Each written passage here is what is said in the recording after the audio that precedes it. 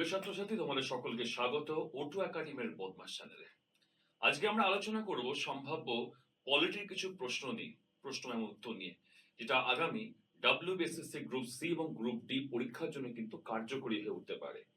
আশা যাক যে ধরনের প্রশ্নগুলো আমরা তৈরি করেছি সম্ভাব্য আগামী ডাব্লিউবিএসএসসি সিএফডি পরীক্ষার জন্য কতটা কার্যকরী হতে পারে সেটা পরে বলা যাবে, কিন্তু আজকে আমরা সেই প্রশ্নগুলো তুলে ধরবো যেগুলো কিন্তু তোমাদের কাছে খুব একটা অপরিচিত নয়।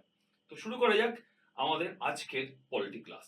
দেখো, প্রথমে যে প্রশ্নটা আমরা আলোচনা করব, তোমরা লক্ষ্য করছো পুরোপুরি বাংলাতে লেখা আছে, কোন অনুচ্ছেদে রাজ্যকে নাগরিকদের জন্য অভিন্ন দেওয়ানি বিধি সুরক্ষিত করার নির্দেশ দেয়? তোমরা লক্ষ্য করো, অভিন্ন দেওয়ানি বিধি কথাটা তোমাদের কাছে কিন্তু হয়তো বাংলায় আছে বলে একটুখানি অপরিচিত হলেও হতে পারে, কিন্তু যদি আমি এখানে ইংরেজিতে মেনশন করতাম ইউনিফর্ম সিভিল কোড, আবার বলছি ইউনিফর্ম সিভিল কোড, এই ইউনিফর্ম সিভিল কোড নামেই কিন্তু সাধারণত তোমরা একে বেশি চেনো, যেখানে বলা হচ্ছে যে একটা নির্দিষ্ট ল থাকবে বা আইন থাকবে, যে আইনটা তোমার কিন্তু জাত পাত ধর্ম নির্বিশেষে সকলের জন্য প্রয়োগ করা হবে। বহুদিন ধরে কিন্তু নরেন্দ্র মোদীর সরকার, আমাদের মাননীয় প্রধানমন্ত্রী, তার সরকার কিন্তু চেষ্টা করেছেন যে ভারতবর্ষে যদি এমন আইন পাশ করা যায় তাহলে কিন্তু কোন রকম কোনো ধর্মের পার্সোনাল ল বলে কিছু থাকবে না, ব্যক্তিগত ল বলে কিছু থাকবে না, একটা নির্দিষ্ট আইনের মাধ্যমে সকল ধর্মের মানুষের বিচার করা সম্ভবপর হবে। আমরা দেখেছিলাম মাননীয় প্রধানমন্ত্রী নরেন্দ্র মোদীর দ্বিতীয় টার্মে তার সরকার চেষ্টা করেছিল ভারতবর্ষের পার্লামেন্টে এই আইনটা পাশ করার জন্য, কিন্তু করা হয়ে ওঠেনি।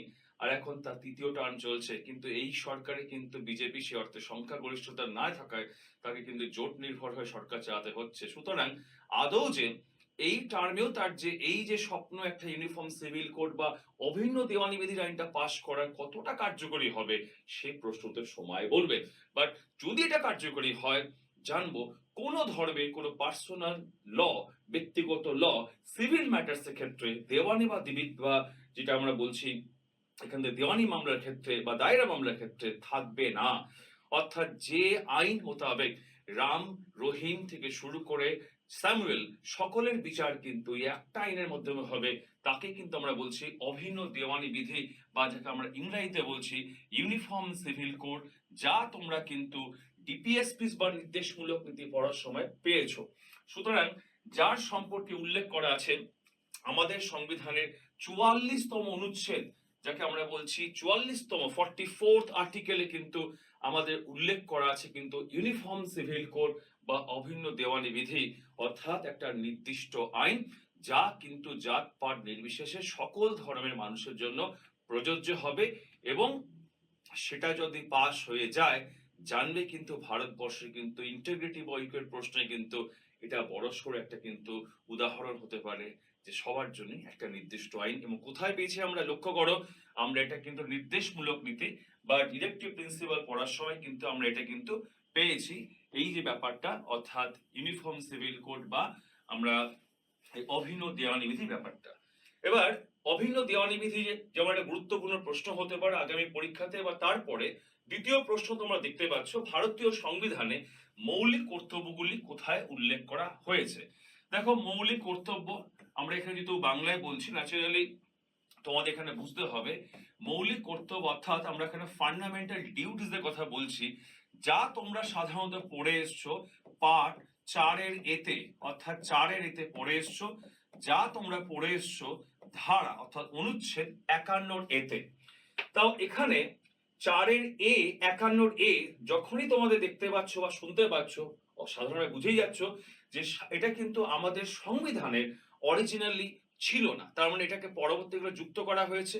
এবং সেটা যুক্ত করা কিন্তু হয়েছিল, তোমরা মনে করে দেখো, তোমরা সবাই ডিপিএসপিস পড়েছিলে, অর্থাৎ directive principles of state policies, যাকে তোমরা বাংলায় পড়েছিলে নির্দেশমূলক নীতি, অর্থাৎ এমন কিছু নির্দেশ যেটা সংবিধানের তরফ থেকে রাষ্ট্রকে দেওয়া হয়েছে, রাষ্ট্র মানে সরকার, সেটা ভারত সরকার হতে পারে, রাজ্য সরকার হতে পারে, যে নির্দেশগুলো এই যে পার্ট 4 অরিজিনালি এখানে ধারা অর্থাৎ অনুচ্ছেদ 36 থেকে 51 মধ্যে উল্লেখ করা আছে, যেগুলো মেনে চললে পরে কিন্তু একটা জনকল্যাণকর রাষ্ট্র বা ওয়েলফেয়ার স্টেট হবে। তার মানে তার সঙ্গে কাকে যুক্ত করা হয়েছে?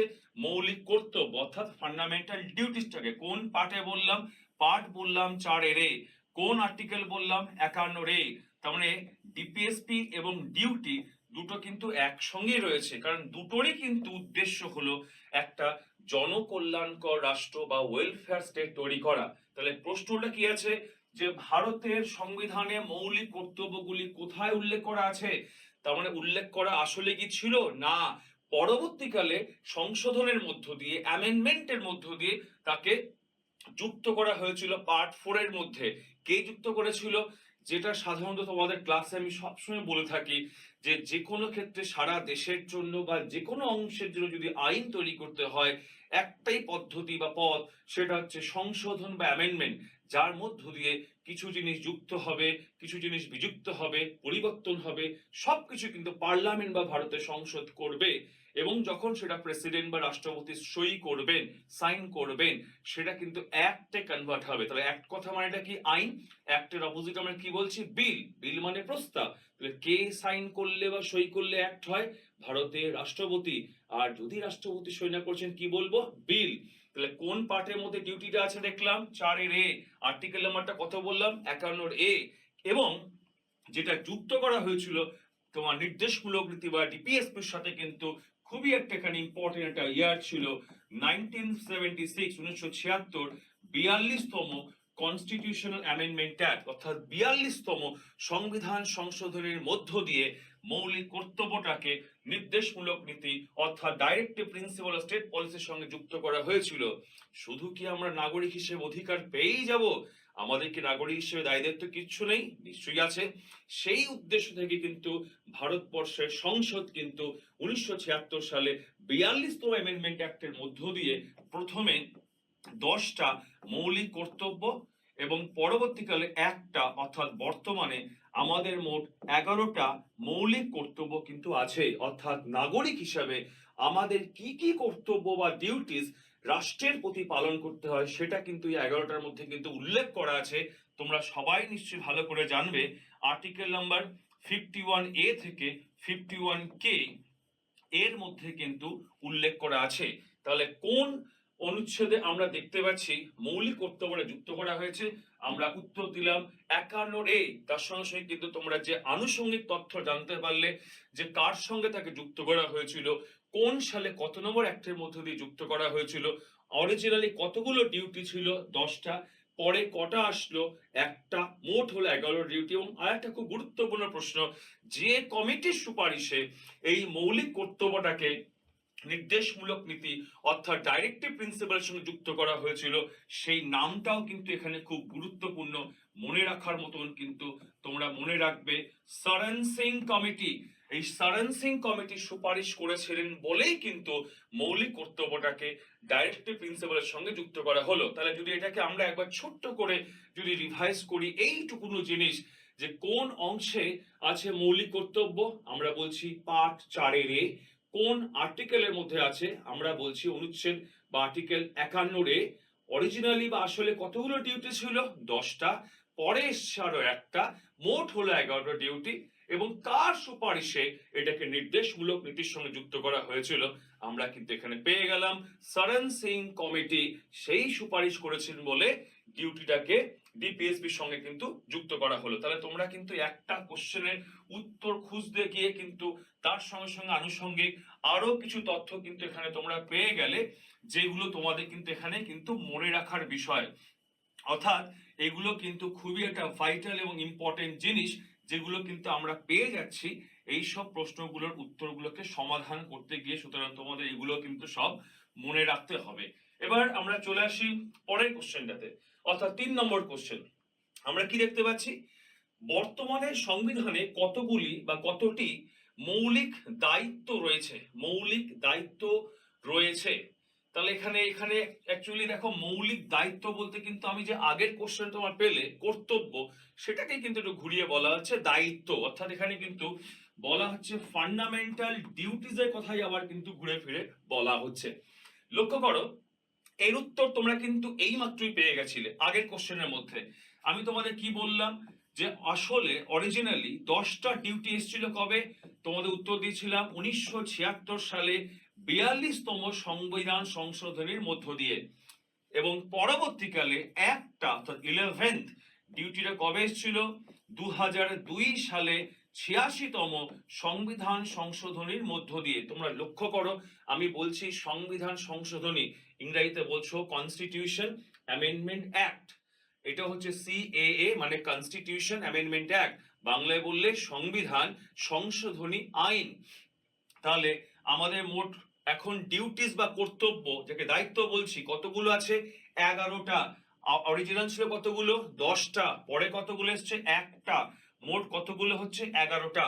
এবং এই যে 11তম ডিউটি তোমাদের বলছি, এই যে লাস্ট যে এসছে, খুবই ইম্পর্টেন্ট ডিউটি, তোমরা হয়তো সবাই জানো, যেখানে 2002 সালে যে 86তম অ্যামেন্ডমেন্টের মধ্য দিয়ে বাচ্চাদের 6 থেকে 14 বছরের যে বাধ্যতামূলক শিক্ষাটাকে তোমার যুক্ত করা হয়েছিল, সেটা কিন্তু তোমার গার্জিয়ানের, সেটা বাবা মা হতে পারে বা অন্য গার্জিয়ান হতে পারে, তার দায়িত্ব হিসাবে, কর্তব্য হিসাবে কিন্তু এই 11টা যুক্ত করা হয়েছিল, যেটা আছে আর্টিকেল নাম্বার 51K কেন যুক্ত করা হয়েছিল?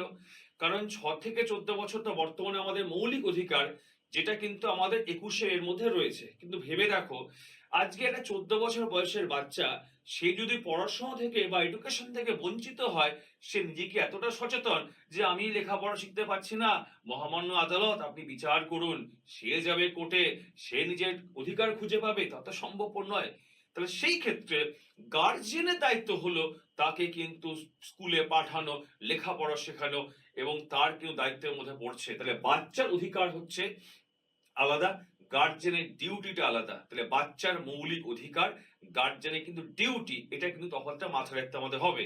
যেমন বাচ্চার অধিকার হিসাবে তোমরা এটা পেয়ে দেখে এসছো যে আর্টিকেল নাম্বার 21 যেটা আমরা পেয়েছিলাম ফান্ডামেন্টাল রাইটস এর মধ্যে। তাহলে গার্জিয়ানের ডিউটি হিসেবে কতটা পেলাম? এটা পেলাম 51K। এটা হচ্ছে ডিউটি মানে কর্তব্য, এটা হচ্ছে বাচ্চার অধিকার, দুটো কিন্তু আলাদা।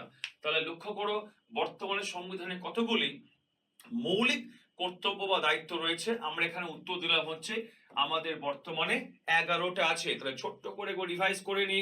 অরিজিনাল ছিল আমাদের 10টা ডিউটিস, পরে এলো একটা। 10টা কবে এলো? এইমাত্র বললাম 1976 42তম অ্যাক্ট। পরে একটা কবে এসছে? 2002 86 অ্যামেন্ডমেন্ট অ্যাক্ট। মোট কত ডিউটিস হলো? 11টা। বাচ্চার অধিকার কোন আর্টিকেলে? 21 রে, মৌলিক অধিকার। আর গার্জিয়ান, বাবা মা হোক বা অভিভাবক হোক, তার দায়িত্ব কত নম্বরে? 11তম দায়িত্বের মধ্যে রয়েছে 51K। আর আমি কে কেন বললাম? কারণ 11 ডিউটি হিসাব করে নাও, 51 থেকে শুরু করো, এ থেকে কে অব্দি 11টাই হচ্ছে। তা দুটো কিন্তু আলাদা, একটা বাচ্চার অধিকার, একটা হচ্ছে গার্জিয়ান অভিভাবকের তোমার কিন্তু ডিউটি। সুতরাং দুটো কোশ্চেন কিন্তু এখানে তোমার কিন্তু দুরকম উত্তর কিন্তু এখানে তোমাদের কিন্তু লক্ষ্য রাখতে হবে। তাহলে আমরা এখন কতগুলো ডিউটি দেখতে পাচ্ছি? তাহলে বললাম 11টা। লক্ষ্য করো, পরে 4 নম্বর কোশ্চেন তোমাদের সামনে দেখতে পাচ্ছ যে নিম্নলিখিত কে একটি রাজ্যের রাজ্যপালকে অপসারণ করতে পারেন? দেখো, উত্তরটা দেওয়ার আগে তোমাদেরকে একটা জিনিস বুঝতে হবে যে এই যে রাজ্যপাল মানে গভর্নর, তিনি হচ্ছেন একটা রাজ্যে সেন্ট্রাল গভর্নমেন্টের এজেন্ট বা রিপ্রেজেন্টেটিভ।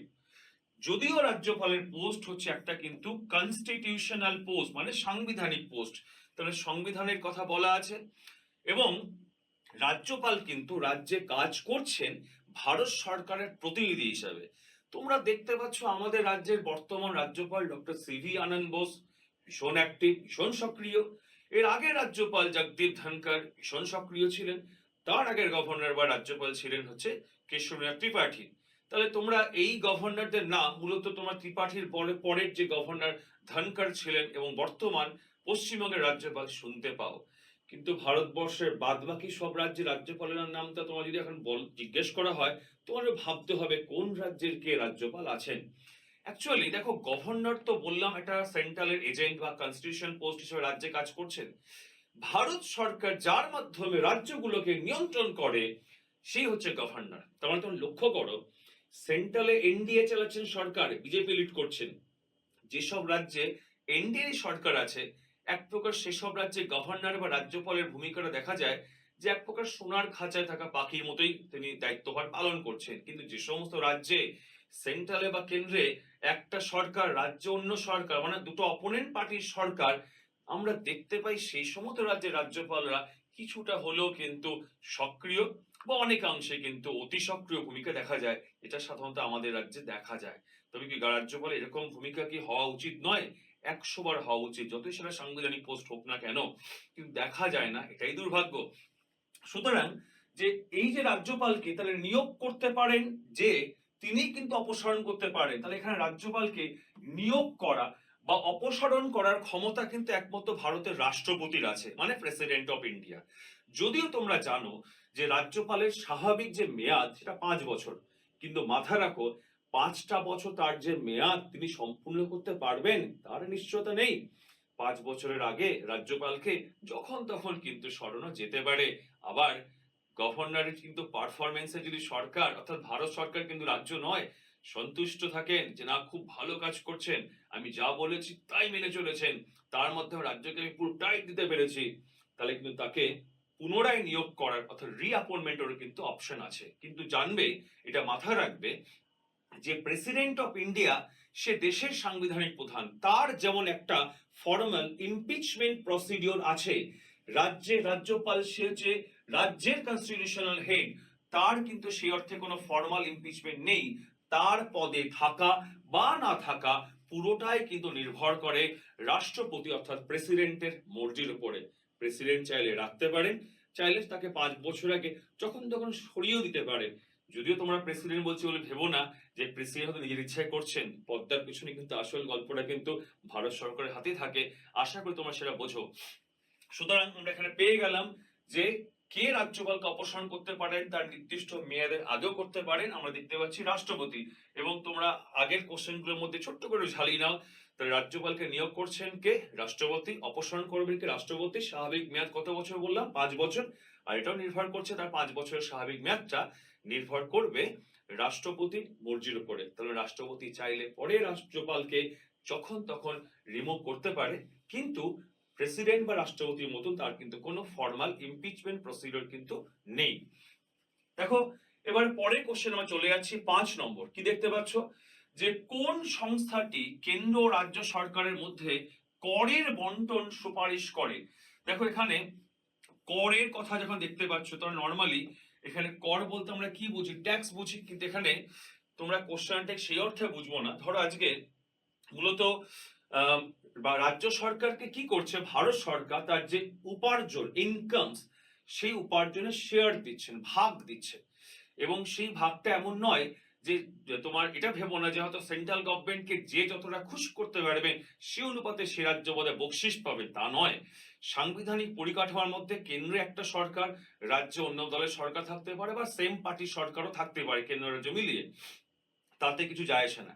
কিন্তু সাংবিধানিক কাঠামোর মধ্যে ভারতবর্ষের যুক্তরাষ্ট্রীয় কাঠামোতে কেন্দ্র থেকে রাজ্যের যা প্রাপ্য, যদি রাজ্য কেন্দ্রের মুখ দেখাও বন্ধ করে দেয় তাও কিন্তু কখনো আটকাতে পারবে না। আরো সহজে বললে পরে কখনই কিন্তু তা আটকে রাখতে তো পারবে না, বা কিন্তু চেপে দিতেও পারবে না। সুতরাং কেন্দ্র বা রাজ্যের মধ্যে কর বিভাজনের জন্য যার উপর দায়িত্ব দেওয়া হয়েছে তিনি সুপারিশ করবে, তিনি কিন্তু হচ্ছে ভারতবর্ষের অর্থ কমিশন অর্থাৎ ফিনান্স কমিশন, যেটা কিন্তু হচ্ছে একটা সাংবিধানিক বডি। এবং তোমরা জানো অনুচ্ছেদ বা আর্টিকেল 280-র মধ্যে কিন্তু এই ফিনান্স কমিশন সম্পর্কে কিন্তু আলোচনা করা হয়েছে। তাহলে এই ফিনান্স কমিশনের কাজ কি হবে? এই অর্থ কমিশনের কাজ হলো বা ফিনান্স কমিশনের কাজ হলো ভারতবর্ষের দুটো সরকার অর্থাৎ কেন্দ্র সরকারকে সুপারিশ করছে, সেই অর্থে কেন্দ্র এবং রাজ্য সরকারের মধ্যে কর বিভাজনের সুপারিশ করার দায়িত্বটা কার?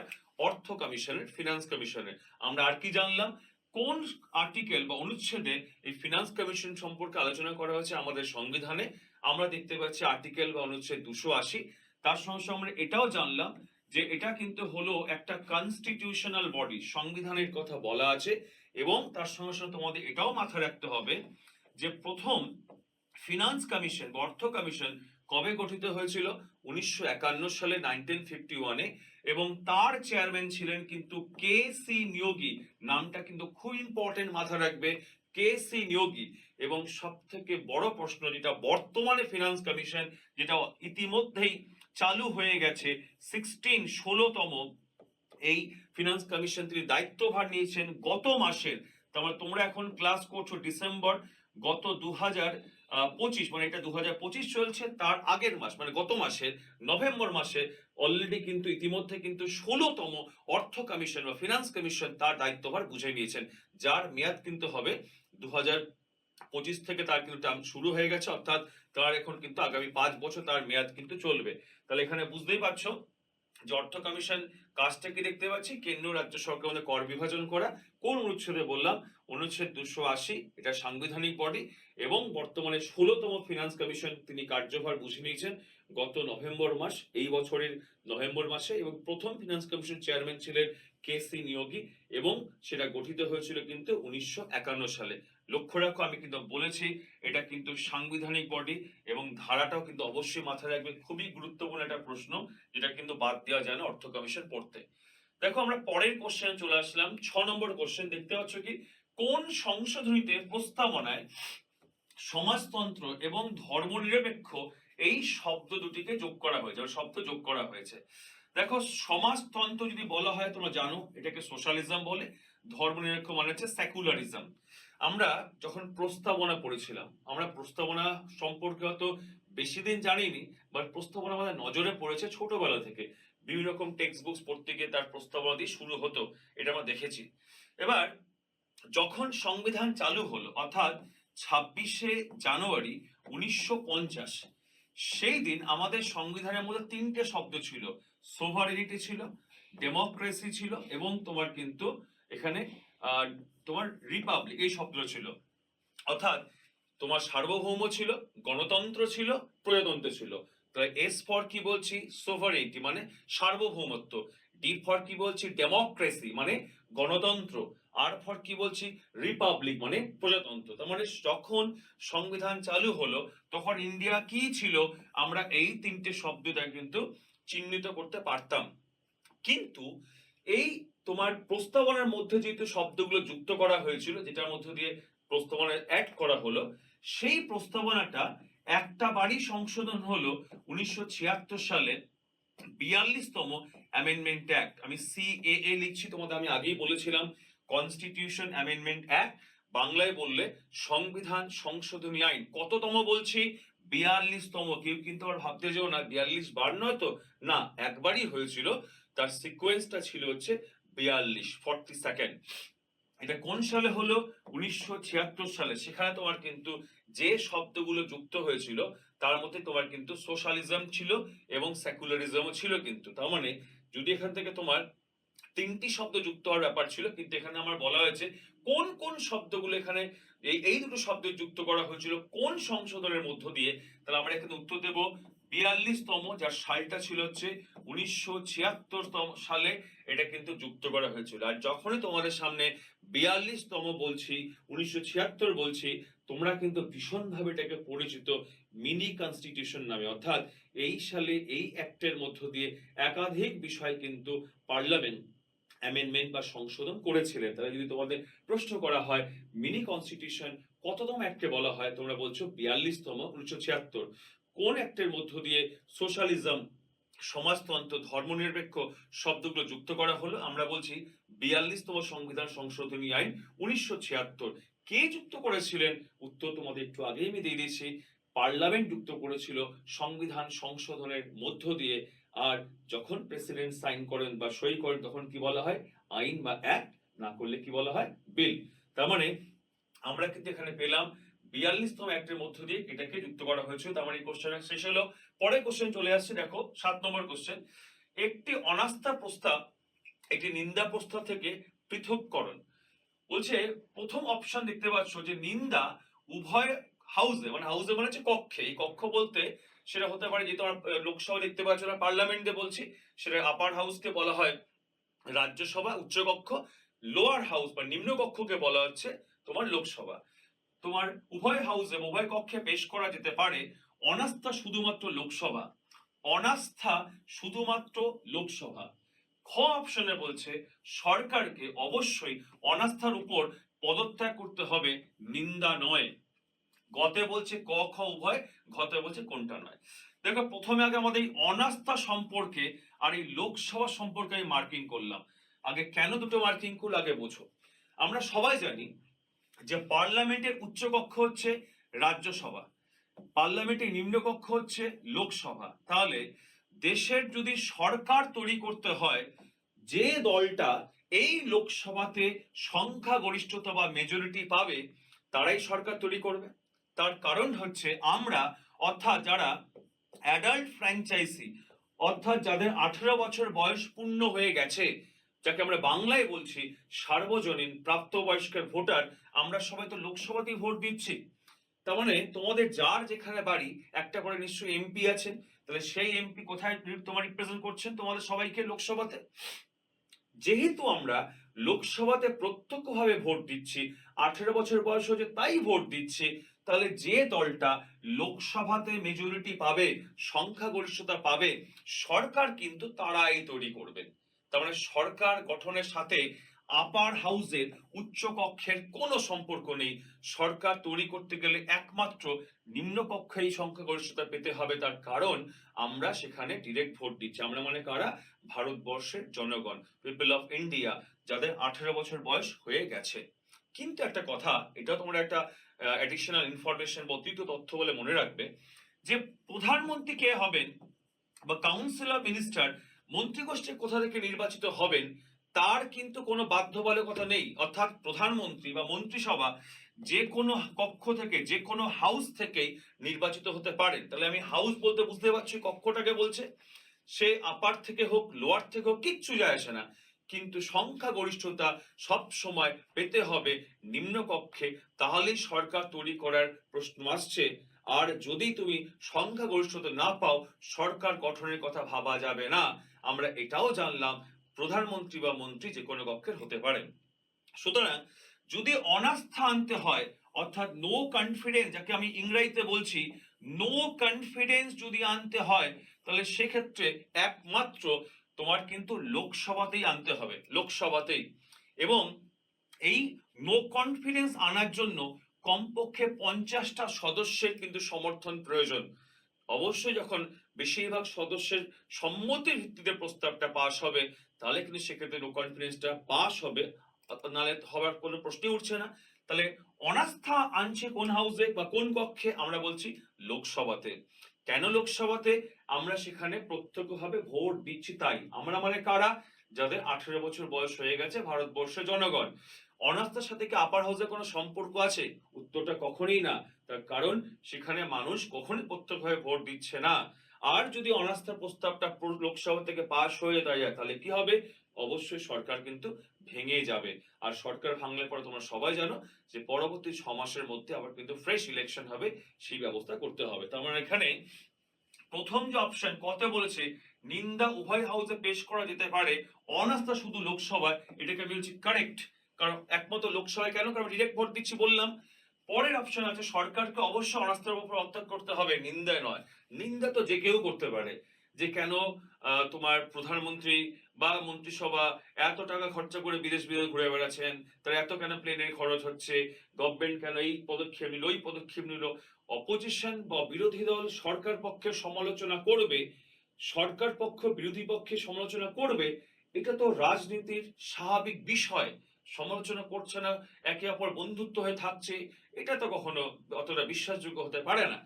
কিন্তু যদি অনাস্থা প্রস্তাব পাশ হয়ে যায়, অর্থাৎ বেশিরভাগ সদস্য লোকসভাতে সরকারের বিপক্ষে ভোট দেয় যে আমরা এই সরকারকে রাখতে চাইছি না, তাহলে সরকারটা কিন্তু ভেঙে যাবে। অর্থাৎ স্বাভাবিক মেয়াদ 5 বছরের আগে যখন তখন সরকার ভাঙতে পারে। সে অর্থে আমি উত্তর দেব হচ্ছে গ, অর্থাৎ ক এবং খ দুটোই কিন্তু উত্তর হচ্ছে। কিন্তু তোমাদের আমি একটা বাড়তি তথ্য বলবো, যে শুধুমাত্র সরকারকে ফেলে দেওয়া এই উদ্দেশ্যে তোমার কিন্তু অনাস্থা আনতে হবে তা কিন্তু নয়। অনেক সময় কিন্তু এমনও হতে পারে সরকারকে একটা মেসেজ দেওয়া, সরকার তুমি ভুল পথে চলছো, সংযত হও, নিজের উদ্ধত্তটাকে তুমি বন্ধ করো, মানুষের কথা শোনো, বিরোধীদের তার বলার উপযুক্ত সুযোগ দাও, এমন একটা মেসেজ পাঠানোর জন্য তোমার কিন্তু সরকারের বিরুদ্ধে কিন্তু অনাস্থা বা নো কনফিডেন্স আনা যেতে পারে। অর্থাৎ সবসময় কিন্তু সরকারকে ফেলে দেওয়ার উদ্দেশ্য থাকে এমন নয়, কিন্তু এটা ঠিক যদি প্রস্তাব পাস হয়ে যায় তাহলে সরকার সেক্ষেত্রে কিন্তু পড়ে যাচ্ছে। আর কোথায় দেখলাম আমরা, একমাত্র লোকসভাতেই কিন্তু অনাস্থা প্রস্তাব আনা যাচ্ছে। কার কারণটা কি, আমরা সেখানে প্রত্যক্ষভাবে ভোট দিচ্ছি, আমরা মানে কারা, ভারতবর্ষের জনগণ। এবার পরের কোশ্চেন চলে যাচ্ছি। দেখো তোমরা দেখতে পাচ্ছ 8 নম্বর কোশ্চেন, এটা খুব একটু পুরনো কোশ্চেন আসছে তোমাদের, যে কোন আইনটি ইস্ট ইন্ডিয়া কোম্পানির শাসনকে বিলুপ্ত করে এবং ব্রিটিশ ক্রাউনের কাছে ক্ষমতা হস্তান্তর করে। দেখো ক্রাউন বলেছি, তোমরা ক্রাউন কথা মানে কি বোঝো, ক্রাউন বলতে বোঝো মাথার যে তাজ বা মুকুট। আমি ক্রাউন দিয়ে বুঝবো সে রাজার মাথাতেও হতে পারে, রানীর মাথাতেও হতে পারে। তাহলে ক্রাউন বলা মানেই তোমরা বুঝে নেবে আইদার কিং অথবা আইদার কিন্তু কুইন। যেমন এখন যদি বলা ব্রিটিশ ক্রাউন, সবাই কিংকেই বুঝবে। এর আগে যিনি ছিলেন তোমরা কিন্তু কুইনকে বুঝতে, তার মানে তোমরা কিন্তু এটা বুঝবে কিংকেও বোঝায় কুইনকেও বোঝায়, এই অর্থে ক্রাউনটাকে বুঝবে। তাহলে বলছে কোন আইনের মধ্য দিয়ে ভারতবর্ষে যে রেগুলেটিং অ্যাক্ট পাশ করার মধ্য দিয়ে ইস্ট ইন্ডিয়া কোম্পানির পথ চলা শুরু হয়েছিল তার পরিসমাপ্তি ঘটছে, এবং এতটা পরিমাণে ইস্ট ইন্ডিয়া কোম্পানি বাড়াবাড়ি করে ফেলেছিল ভারতীয়দের প্রতি যে তখন কিন্তু ব্রিটিশ সরকার বাধ্য হয়েছিল প্রত্যক্ষভাবে কিন্তু ভারতবর্ষের শাসনভারকে গ্রহণ করতে। এবং তোমরা দেখো, এর উত্তরটা দেওয়ার আগে তোমাদের বলি যে ব্রিটিশ পার্লামেন্টে পাশ হওয়া যে কোনো বিল, তোমরা জানো যে ব্রিটিশ ক্রাউন সাইন করলে অ্যাক্ট হয়। যেটা একটু আগে আমি তোমাদের বলছিলাম প্রিভিয়াস কোশ্চেনগুলোতে, যে আমাদের পার্লামেন্টে পাশ হওয়া যে কোনো বিলে ভারতীয় রাষ্ট্রপতি সই করলে অ্যাক্ট হয়, তেমনি ব্রিটিশ ক্রাউন সাইন করলে অ্যাক্ট হবে।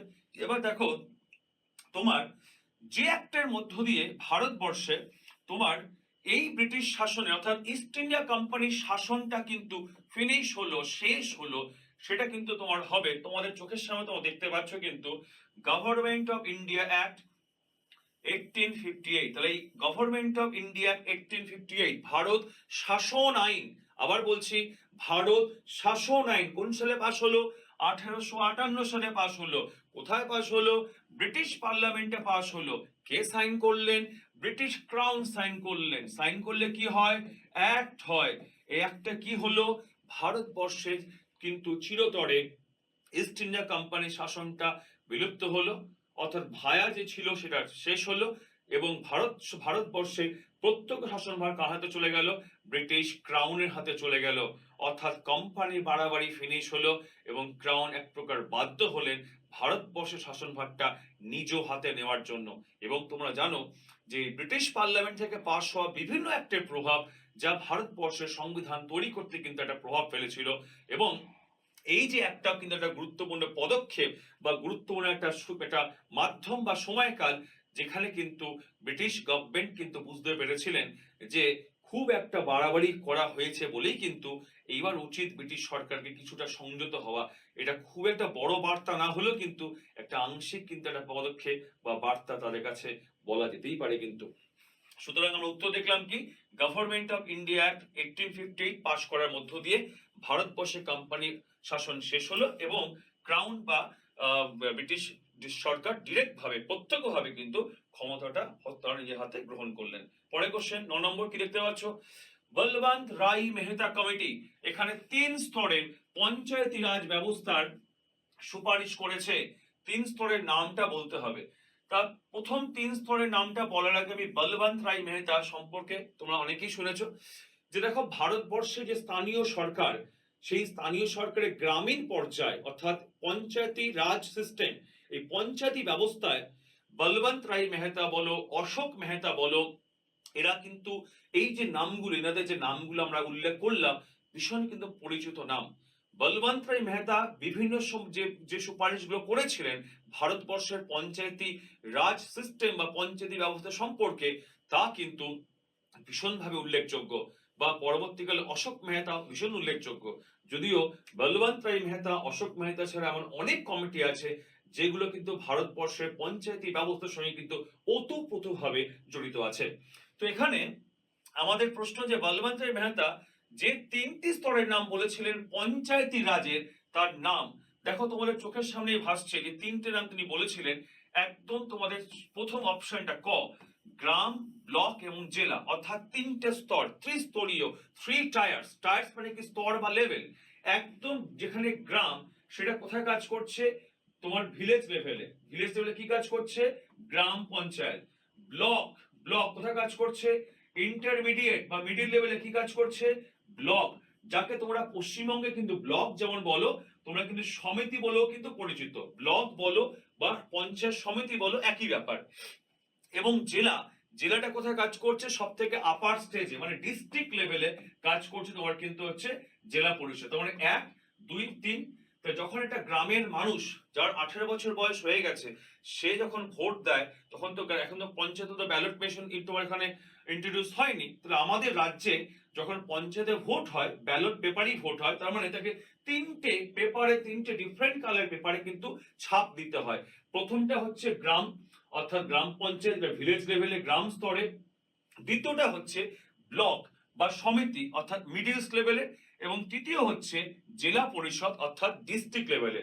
ত্রিস্তরীয় এই পঞ্চায়েত ব্যবস্থা আমাদের রাজ্যে কিন্তু ফলো করা হয়। যদিও এর যে নামটা বললাম, যে গ্রাম পঞ্চায়েত, পঞ্চায়েত সমিতি বা ব্লক, এই যে নামগুলো, সেই নামগুলো তোমরা কিন্তু বিভিন্ন রাজ্যে, ডিফারেন্ট স্টেটে ডিফারেন্ট নামে কিন্তু পরিচিত আছে। কিন্তু যেহেতু আমরা পশ্চিমবঙ্গে থাকি, এটা রাজ্যের বিষয়, স্টেট সাবজেক্ট, আমাদের কিন্তু এই তিনটে নাম, অর্থাৎ গ্রাম পঞ্চায়েত, পঞ্চায়েত সমিতি বা ব্লক এবং জেলা পরিষদ, তিনটে লেভেল। একটা হচ্ছে লোয়ার লেভেল, অর্থাৎ সর্বনিম্ন জায়গায় আছে, একটা মিডিল লেভেলে আছে মধ্যবর্তী স্থানে, আর একটা আছে জেলা স্তরে আপার লেভেলে আছে। এই তিনটে নামই মনে রাখলে কিন্তু যথেষ্ট উপযোগী হবে। এই তিনটে নামের বাইরে কোন রাজ্যে কি নামে কল করা হয়, সাধারণত এই ধরনের পরীক্ষার ক্ষেত্রে অন্য রাজ্যে কি নামে জিজ্ঞেস করা হয় বা কল করা হয়, তা না জানলেও চলবে। পশ্চিমবঙ্গের বাসিন্দা, পশ্চিমবঙ্গের তিনটে নাম মনে রাখলে কিন্তু সাফিসিয়েন্ট হবে। তার মানে বলবন্ত রায় মেহতা কার সঙ্গে সম্পর্কে যদি তোমার প্রশ্ন করা, তোমার কি উত্তর দেবে? বলবন্ত রায় মেহতা বা অশোক মেহতা, এই সবই কিন্তু তোমার সম্পর্কিত হচ্ছে পঞ্চায়েতি রাজ সিস্টেম বা ব্যবস্থার সঙ্গে। এবং ত্রিস্তরীয় ব্যবস্থার সুপারিশ করেছিলেন বলবন্ত রায় মেহতা, যা সব থেকে নিম্নে আছে গ্রাম পঞ্চায়েত, মধ্যবর্তী স্তরে আছে পঞ্চায়েত সমিতি বা ব্লক, এবং সব থেকে উপরে আছে জেলা স্তরে জেলা পরিষদ। তাহলে আমরা দেখলাম 9 নম্বর কোশ্চেনের অ্যান্সার কি করলাম? অ্যান্সার করলাম ক, প্রথম অপশনটা। এবার চলে যাচ্ছি পরের কোশ্চেনে, 10 নম্বর। কি দেখতে পাচ্ছ? কোন ধারাটি সুপ্রিম কোর্টকে মৌলিক অধিকারের জন্য রিট জারি করার তোমার অনুমতি বা ক্ষমতা দেয়? রিট জারি করার ক্ষমতা দেয়। এখানে আমি রিট, WRIT, দেখো রিট এই কথাটার মানে হচ্ছে লেখো বা প্রতিষেধ। এই লেখো বা প্রতিষেধটা কি? যে আমার কাছে এমন একটা অস্ত্র আছে, যে অস্ত্র তুমি যদি আমাকে আক্রমণ করো বা আমার অধিকার হরণ করার চেষ্টা করো, আমি প্রয়োগ করতে পারি। এবং সেটা প্রয়োগ করলে আমি জানি যে অধিকারটা তুমি কেড়ে নেওয়ার চেষ্টা করছো, আমি ফেরত পাবো। এবং সেটা জন্য যার মাধ্যমে ফেরত পাবো, এই স্তরে সে কে? অবশ্যই দেশের সব থেকে উচ্চ আদালত সুপ্রিম কোর্ট, এবং রাজ্য স্তরের উচ্চ আদালত হাইকোর্ট। তারা কি করবে? নিশ্চিত করবে যে হ্যাঁ, আপনি আপনার অধিকারটা ফিরে পাচ্ছেন, সেটা কিন্তু নিশ্চিত করছে। তার কারণ তোমরা জানবে, যদি আমাদের মৌলিক অধিকার মানে ফান্ডামেন্টাল রাইটস কোনো সময় যদি অমান্য হয় বা ভায়োলেশন হয়, যার কাজ তাকে রক্ষা করা, প্রোটেক্ট করা, সে কিন্তু সবসময় মাথায় রাখবে সুপ্রিম কোর্ট এবং হাইকোর্ট তার কাজ প্রোটেক্ট করা। সুপ্রিম কোর্টে আমি ডিরেক্ট মামলা করতে পারি, এই ক্ষেত্রে তোমাদের বলা আছে সংবিধানে 32 নম্বরে, এবং হাইকোর্টে করতে পারি, এটা বলা আছে আর্টিকেল নাম্বার মানে অনুচ্ছেদ 226। তার মানে যখনই আমার মৌলিক অধিকার অমান্য হবে, আমি ডিরেক্ট এই দুটো কোর্টে যাওয়ার অপশন পাচ্ছি। এবার এই মৌলিক অধিকার ভায়োলেশন ছোট্ট একটা উদাহরণ দিই। ধরো তুমি একটা কোনো সামাজিক মাধ্যমে গিয়ে, একটা ছোট্ট উদাহরণ, সামাজিক মাধ্যমে গিয়ে একটা কোনো ছবি বা ভিডিও বা কোনো কিছু একটা শেয়ার করেছো বা পোস্ট করেছো বা কিছু কমেন্টস করেছো। হতে পারে যে সেটা কারো কাছে মনোপুত হয়নি, অক্ষুণ্ণ হয়েছে, কিন্তু সে ক্ষমতার অপব্যবহার করে তোমাকে তুলে নিয়ে চলে গেল, হয়তো প্রশাসন তোমায় তুলে নিয়ে চলে গেল, গিয়ে একটা কোনো রকম ভাবে আটকে রাখলো। এবার তখন তুমি তো অপরাধ যেটা করেছো, এতে কোনো অপরাধ মধ্যে পড়ে না, তুমি তো মৌলিক অধিকার ব্যবহার করেছো। তাকে তোমাকে দেখা গেল যে স্থানীয় কোর্টে পেশ করো, তোমাকে কোর্টে চালান থেকে জেলে চালান করে দেওয়া হলো। সেই অবস্থায় তুমি কিন্তু কখনই কিন্তু চোখের জল ফেলতে যাচ্ছ, তখন রাস্তা কি? ডিরেক্ট তুমি মামলা করছো হাইকোর্ট এবং সুপ্রিম কোর্টে, অর্থাৎ হাইকোর্ট সুপ্রিম কোর্ট আজ কি তোমার মৌলিক অধিকারটাকে রক্ষা করবে। এবং হাইকোর্ট সুপ্রিম কোর্ট যখন যাচ্ছ, আশা করা যায় তাদের বিচারে কিন্তু তুমি কিন্তু তোমার অধিকারটা ফিরে পাবে, তোমার অধিকারটা সেখানে প্রতিষ্ঠিত হবে এবং তুমি ন্যায় বিচার পাবে। এবার হাইকোর্টে যেতে পারছি কোন ধারায় বলছে, 226 ধারায় বলা আছে অনুচ্ছেদে। আর সুপ্রিম কোর্ট যেতে পারি, মামলা করতে পারি কোন অনুচ্ছেদে বলা আছে, অনুচ্ছেদ বা আর্টিকেল 32-এ বলা আছে। এবার অনেকে প্রশ্ন করতে পারে যে ডিরেক্ট আমি হাইকোর্টে না গিয়ে আমি কি সুপ্রিম কোর্টে যেতে পারি? হ্যাঁ, যেতে পারো। তখন সুপ্রিম কোর্ট তোমাকে মনে করাবে, আচ্ছা আপনি কি হাইকোর্টে গেছিলেন, হাইকোর্ট কি বলেছেন এই প্রসঙ্গে? তখন বলবে যে না মাই লর্ড, আমি তো হাইকোর্ট যাইনি, আমি ডিরেক্ট আপনার কাছে এসেছি যাতে আমি ইনস্ট্যান্ট জাজমেন্টটা পাই। তখন কিন্তু আমাকে সুপ্রিম কোর্ট মনে করতে পারে যে না, এটা ঠিক যে আপনার কাছে হাইকোর্ট সুপ্রিম যাওয়ার অপশন আছে, কিন্তু আপনি আগে হাইকোর্ট যান, সে কি বলছে সেখানে আপনি যদি কোনো রকম ভাবে নিশ্চিত না হন বা স্যাটিসফাই না হয়েছেন, আমার দরজা আপনার জন্য অবশ্যই খোলা আছে। তার মানে এক প্রকার ঘোড়া ডিঙে ঘাস খাওয়ার কিন্তু ব্যাপার এখানে হবে না। আগে তুমি হাইকোর্ট যাও, সুপ্রিম কোর্ট যাও, সেই প্রসেসটা মেনে চলা উচিত। আমার এখানে কোন ধারাটি সুপ্রিম কোর্টকে মৌলিক অধিকারের জন্য রিট জারি করার ক্ষমতা দেওয়া হয়েছে, তোমরা কিন্তু উত্তরটা দেখতে পাচ্ছ। সুপ্রিম কোর্ট যখন বলেছে অনুচ্ছেদ বা আর্টিকেল হবে 32, আর হাইকোর্ট যদি বলেছে লক্ষ্য রাখো, তখন তোমরা কিন্তু বলবে অনুচ্ছেদ বা আর্টিকেল 226। আর রিট, যার বাংলা মানে কি বলেছিলাম, লেখো বা প্রতিষেধ। তাহলে রিটটা কে জারি করতে পারছেন? Supreme court, high court. 32 বললে আর্টিকেল, সুপ্রিম কোর্ট, 226 বললে হাইকোর্ট। আমি কি ডিরেক্ট কি সুপ্রিম কোর্ট বা হাইকোর্ট অ্যাপিল করতে পারছি? নিশ্চয়ই পারছি। তাদের কাজ কি? আমার মৌলিক অধিকারটাকে নিশ্চিত করা, এনফোর্স করা। আমি মানে কে? ভারতবর্ষ নাগরিক। এবং সেই ক্ষেত্রে কি আমার লোয়ার কোর্টে যাওয়ার কোনো প্রয়োজনীয়তা আছে? উত্তরটা না। আমি প্রত্যক্ষভাবে সোজাসুজি হাইকোর্ট বা সুপ্রিম কোর্টে আবেদন করার কিন্তু এই ক্ষেত্রে আমি কিন্তু অধিকারী। তাহলে উত্তরটা জানতে পেলাম, 32 হলো সুপ্রিম কোর্টের রিট জারি করার ক্ষমতা বা লেখা জারি করার, আর হাইকোর্টে দেখলাম হচ্ছে 226। চলে যাওয়া পরের কোশ্চেন আসি আমরা। দেখো পরের কোশ্চেন, 11 নম্বর কোশ্চেন কি দেখতে পাচ্ছি, যে সংবিধানের বেসিক স্ট্রাকচার ধারণাটি উদ্ভূত হয়েছিল কোন ক্ষেত্রে? কোন ক্ষেত্রে এটা কিন্তু উদ্ভূত হয়েছিল? দেখো প্রথম কথা, বেসিক স্ট্রাকচার অর্থাৎ যার বাংলা মানে হচ্ছে সংবিধানের মূল কাঠামো বা মূল স্ট্রাকচার। এবার আমি মূল কাঠামো বলতে তোমার কি বলতে চাইবো? মূল কাঠামো বলতে ধরো যেটা একটা আমাদের অরিজিন ভাবে ইমাজিন করো। অরিজিন অর্থাৎ অরিজিনের কিন্তু বদল হয় না। তোমার আউটলুক, তোমার ভাবনা চিন্তা, পছন্দ অপছন্দ, খাওয়া দাওয়া সব বদলাতে পারে।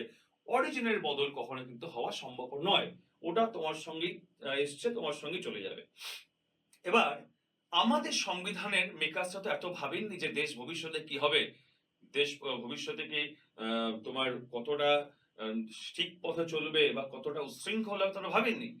সুতরাং তারা কিন্তু এসব বিষয়ে তাদের চিন্তা ভাবনা ছিল না, তারা সব সাদামাটা হয়ে গেছে। কিন্তু পরিস্থিতি বা সময় বলেছে যে এমন একটা রক্ষা কবচ সংবিধানে থাকা উচিত যার মাধ্যমে ভারতবর্ষের সরকারে এমন কোন দল আসুক যে হয়তো 100% মেজরিটি পেয়ে গেছে, কিন্তু সংবিধানটাকে যা খুশি তাই ছেলে খেলা করতে যেন না পারে। সেই ভাবনা চিন্তা থেকে ভারতবর্ষের শীর্ষ আদালত, উচ্চ আদালত, সুপ্রিম কোর্ট বিভিন্ন মামলার বিচার করতে করতে তাদের এই বোধটা এসছে, যেটা সংবিধানে একটা ঘেরাটো, একটা রক্ষা কবচ থাকা উচিত, যে সরকার কি করতে পারে বা কি করতে না পারে, মানে ডুজ ও ডোন্টস এর ব্যাপারটা বোধহয় প্রথম বোঝো। সেই চিন্তা ভাবনা করতে করতে 1973 সালে 1973 প্রথমত এই কেশবানন্দ ভারতী বনাম কেরালা রাজ্য, এই মামলা, উত্তরটা কিন্তু দেখো খ হয়ে গেল, কেশবানন্দ ভারতী এবং কেরল রাজ্য এই মামলার 1973 সালে তখন সুপ্রিম কোর্টের অবজারভেশন যে পার্লামেন্ট চাইলে পরে কনস্টিটিউশন, ফান্ডামেন্টাল রাইট মানে সংবিধান, মৌলিক অধিকার সব কিছুকে সংশোধন করতে পারে, কিন্তু যাকে পারবে না সেটা হচ্ছে আমাদের সংবিধানের বেসিক স্ট্রাকচার বা মূল কাঠামো। তার মানে মূল কাঠামো বা বেসিক স্ট্রাকচারের ধারণাটি বরাবর ছিল? আমরা দেখতে পাচ্ছি যে উত্তর হলো না, ছিল না। কে নিয়ে আসলো? সুপ্রিম কোর্ট নিয়ে আসলো। কোন সালে নিয়ে আসলো? 1973 সালে। কোন মামলা রায়দান করতে গিয়ে তাদের অবজারভেশন বা পর্যবেক্ষণটা এসছে? আমরা বলছি কেশবানন্দ ভারতী বনাম কেরল রাজ্য মামলায় এই রায়টা কিন্তু তার মুখ থেকে এসছে সুপ্রিম কোর্টের। আর পার্লামেন্ট চাইলে পরে কি সবকিছুকে অ্যামেন্ডমেন্ট করতে পারে? নিশ্চয়ই পারে। কাকে পারবে না? যেগুলোকে সুপ্রিম কোর্ট অফ ইন্ডিয়া এই বেসিক স্ট্রাকচার বা মূল কাঠামোর মতো রেখেছে সেইগুলোকে। তার মানে ধরো আমাদের আজকাল তোমরা শুনতে পাও যে দেশটাকে অমুক দেশ করা উচিত, কিন্তু কোনো অবস্থা থেকে ভারতবর্ষের ধর্মনিরপেক্ষ স্ট্রাকচারটা বদল করা সম্ভব? উত্তরটা হচ্ছে না। তার কারণটা কি? বেসিক স্ট্রাকচারের মধ্যে কিন্তু ধর্মনিরপেক্ষ রয়েছে, আর অনেক কিছু রয়েছে, এটা বড় সড়ো তালিকা বা লিস্ট রয়েছে, যেগুলো সুপ্রিম কোর্ট বিভিন্ন মামলার তোমার রায় দিতে গিয়ে কিন্তু এই বেসিক স্ট্রাকচারে কিন্তু ধারণাগুলো দিয়েছে। তাহলে যদি জিজ্ঞেস করো যে এই বেসিক স্ট্রাকচারের মধ্যে বা মূল কাঠামোর মধ্যে বর্তমানে যে তালিকাটা রয়েছে, যেগুলোকে পার্লামেন্টের পক্ষে বা সংসদের পক্ষে সংশোধন করা সম্ভবপর নয়, এর মধ্যে কি আরো কিছু কি যুক্ত করতে পারে সুপ্রিম কোর্ট চাইলে পরে ভবিষ্যতে? উত্তর হবে হ্যাঁ, করতেই পারে। যদি সুপ্রিম কোর্ট মনে করেন করতেই পারে, তার কারণ এই বেসিক স্ট্রাকচারের জন্মদাতা সুপ্রিম কোর্ট, রক্ষাকর্তা সুপ্রিম কোর্ট। যদি ভবিষ্যতে আরো কিছু যুক্ত করতে হয়, করবে সুপ্রিম কোর্ট। আর জানো, সুপ্রিম কোর্ট যে রায় দেবেন, জাজমেন্ট দেবেন, তাকে কারো পক্ষে ইগনোর করা পসিবল নয়, কারণ সে সংবিধানের অভিভাবক। তাহলে পার্লামেন্ট তুমি ল তৈরি করেছো, অ্যাক্ট হয়ে গেছে, যদি সুপ্রিম কোর্টের বিচারে মনে হয় যে এই লটা কিন্তু অসাংবিধানিক, তাকে সুপ্রিম কোর্ট চাইলে পরে কিন্তু বাতিল পর্যন্ত করতে পারে। পার্লামেন্ট টু শব্দ করতে পারবে না, তার কারণ সুপ্রিম কোর্ট হচ্ছে আমাদের সংবিধানের কিন্তু অভিভাবক বা গার্জিয়ান। যে কারণে কিন্তু বুঝবে যে সুপ্রিম কোর্ট যাই বলুক, যা জাজমেন্ট দিক, তার গুরুত্বটা কিন্তু সারা দেশে একটা আইনের সমান। তাহলে কবে বেসিক স্ট্রাকচার ধারণা জন্ম হলো, কোন সালে এবং কোন মামলায়, আমরা কিন্তু বুঝতে পারলাম। সালটা কিন্তু লক্ষ্য রাখবে, 1973, কেসটা মনে রাখবে। আর এটাও জানতে পারছি যে বেসিক স্ট্রাকচারটা তোমার কে ইন্ট্রোডিউস করেছিলেন। পরের কোশ্চেন চলে যাচ্ছি 12 নম্বরে। দেখো, সুপ্রিম কোর্টের বিচারকদের নিয়োগ করেন কে? দেখো, সাধারণত সুপ্রিম কোর্ট বা হাইকোর্টস, এই দুক্ষেত্রে কিন্তু বিচারপতিদের নিয়োগ করার একমাত্র অধিকারী হলেন ভারতবর্ষের রাষ্ট্রপতি। রাষ্ট্রপতি যে নিয়োগ করছেন, তিনি যে তাকে অপসারণ করছেন সুপ্রিম কোর্ট বা হাইকোর্টের বিচারপতিদের, দুটোই তার উপরে দায়িত্ব কিন্তু অর্পিত রয়েছে। কিন্তু এটা জানার আগে তোমাদের একটা কিন্তু ছোট্ট দুটো তথ্য আর একটু মাথায় রাখতে হবে। সেটা কি? কে সুপ্রিম কোর্টের জাজ হবেন বা কে হাইকোর্টের জাজ হবেন, এই দু ক্ষেত্রেই কিন্তু যার অথরিটি রয়েছে সে প্রেসিডেন্ট, বুঝে গেলাম। কিন্তু যাদের মাধ্যমে এই যে তাদের যে নামটা রেফার করা হচ্ছে যে কে হাইকোর্টে জাজ হবে, সুপ্রিম কোর্ট জাজ হবে, এই যে খুঁজে বার করা বা নামগুলোকে উল্লেখ করা, রেফার করা প্রেসিডেন্টের কাজ অব্দি, যার মাধ্যমে করা হয় সে হচ্ছে কলেজিয়াম। আমি আরেকবার তোমাদের রিপিট করছি, কি বললাম? কলেজিয়াম। কিন্তু তোমার লক্ষ্য করো, এই যে কলেজিয়াম, এটা কিন্তু কোনো সাংবিধানিক শব্দ নয়। কলেজিয়ামটা হচ্ছে একটা ট্র্যাডিশন, ঐতিহ্য, যেখানে কলেজিয়ামের কাজ হলো ভারতবর্ষের বিভিন্ন জাত পাত, ভাষা, ধর্ম, পুরুষ মহিলা সবকিছু নির্বিশেষে একটা ব্যালেন্স করা, ব্যালেন্স। এবার এটা ভেবো না যে এটা কি কোথাও কনস্টিটিউশন লেখা আছে যে ব্যালেন্স করতে হবে, তো না। কলেজিয়ামটা এইভাবে ব্যালেন্স করলে কি হয়, যাতে সকল অংশের মানুষের প্রতিনিধি হাইকোর্টে বা সুপ্রিম কোর্টে থাকে। তার কারণ তোমরা জানো, ভারতবর্ষ যে একটা তোমার বিভিন্ন ভাষা ভাষী, ধর্ম, বর্ণ নির্বিশেষ থাকা মানুষের বসবাস, সেখানে সকল অংশের মানুষের প্রতিনিধি কি হাইকোর্ট বা সুপ্রিম কোর্ট থাকে, সকল অংশের মানুষই কিন্তু স্যাটিসফাই হবে যে না, আমার রিপ্রেজেন্টেটিভ কেউ আছে বা আমার কাস্টের, আমার রিলিজিয়ানের কেউ একজন আছে। এই ভাবনা থেকে অর্থাৎ একখানা বলতে পারে যে ফিল গুড ফ্যাক্টর কাজ করতে পারে। সুতরাং কলেজিয়ামটা কিন্তু তোমার লক্ষ্য রাখো, এটা কিন্তু কোনো কনস্টিটিউশনাল ওয়ে নয়, এটা হচ্ছে একটা ট্র্যাডিশন। তার কাজটা কি? সে গভর্নমেন্ট অফ ইন্ডিয়াকে নাম রেফার করবেন, সেখান থেকে নাম যাবে প্রেসিডেন্ট অফ ইন্ডিয়ার কাছে। প্রেসিডেন্ট অফ ইন্ডিয়ার কাজ হলো সে হাইকোর্ট বা সুপ্রিম কোর্টের জাজেসদেরকে অ্যাপয়েন্ট করছেন বা নিয়োগ করছেন। এবং লক্ষ্য রাখবে যে কলেজিয়ামের যে নাম রেফার করেন, অনেক ক্ষেত্রে দেখা যায় যে গভর্নমেন্ট অফ ইন্ডিয়া হয়তো সেই নামের ক্ষেত্রে কিন্তু কিছু কিছু নামের ক্ষেত্রে হয়তো অবজেকশন করলো। এটা প্রত্যক্ষ বলতে পারে যে না, আপনি নাম পাঠিয়েছেন, আমি নাম রিজেক্ট করছি, এটা পারবে না। হয়তো কিছুটা বাহানা করতে পারে যে না, গভর্নমেন্টের হয়তো এখন সেই ক্যাপাসিটি নেই তাদের বেতন দেওয়ার, বা হয়তো গভর্নমেন্টের কিছু পার্সোনাল হয়তো কিছু প্রবলেম থাকতে পারে, সমস্যা থাকতে পারে। কিন্তু মাথায় রাখবে একটা কথা, এটা এক প্রকার এরকম একটা বদমাইশি সরকার করতেই পারে কলেজিয়ামের রেফারের সাথে। কিন্তু কলেজিয়াম যদি সেই নামটাকে, যে নামটাকে গভর্নমেন্ট হয়তো আগে আটকেছেন, যে কোনো বাহানা খাড়া করে আটকেছেন, সেই নামটাকে যদি আবার রেফার করে, আবার পাঠায়, তাহলে কিন্তু তখন গভর্নমেন্ট মানতে বাধ্য হবেন। অর্থাৎ এখানে কিন্তু গভর্নমেন্ট যতই রাগ ক্ষোভ থাকুক না কেন, এই রেফার করার প্রতি মুখ ফসকে বলতে পারছে না।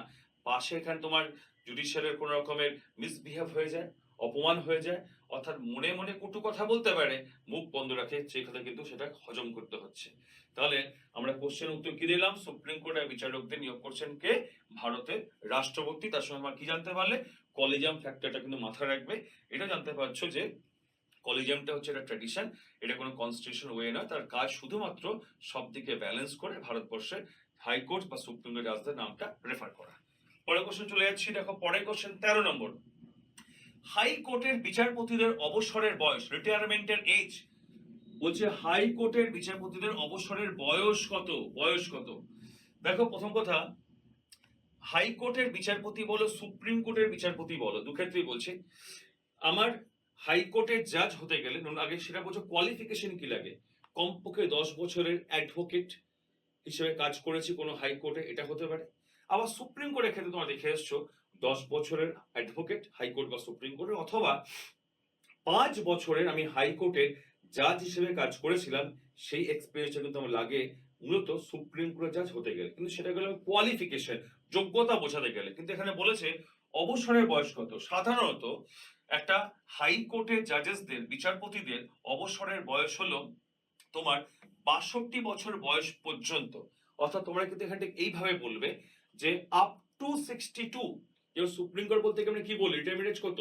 আপ টু 65, মানে 65 বছর বয়স পর্যন্ত। কার বেলায়? সুপ্রিম কোর্টের বেলায়।